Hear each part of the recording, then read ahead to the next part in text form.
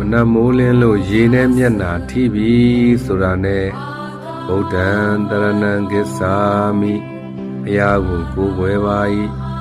ဓမ္မံတရဏံဂစ္ဆာမိတရားကိုကိုးကွယ်ပါ၏သံဃံတရဏံဂစ္ဆာမိသံဃာကိုကိုးကွယ်ပါ၏ဆိုပြီးတော့တရဏဂုံ၃ပါးကိုစောင့်တည်လိုက်ပါပြီးလို့ရှိရင်တော့ဟောဒီရေကလေးအေးမြသလိုပဲအေးချမ်းသလိုပဲဒီနဲ့မေကျမ်းမာချမ်းသာပါစေ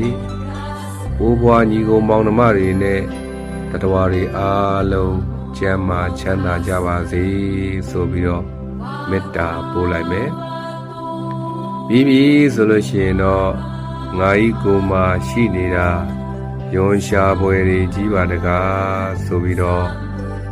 အတုပဘာဝနာပွားများလိုက်မယ်ပြီးပြီဆိုရင်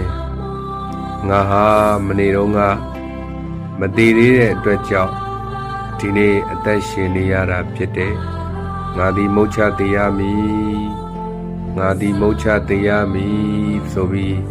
မရဏနုတ္တိပွားများလိုက်မယ်ဒါဆိုလို့ရှိရင်မနက်မိုးလင်းတဲ့အခါမှာကုသိုလ်၄မျိုးနဲ့ဘဝကိုအစာပြုလိုက်တာဖြစ်ပါတယ်အားလုံးပဲကျမ်းမာချမ်းသာကြပါစေ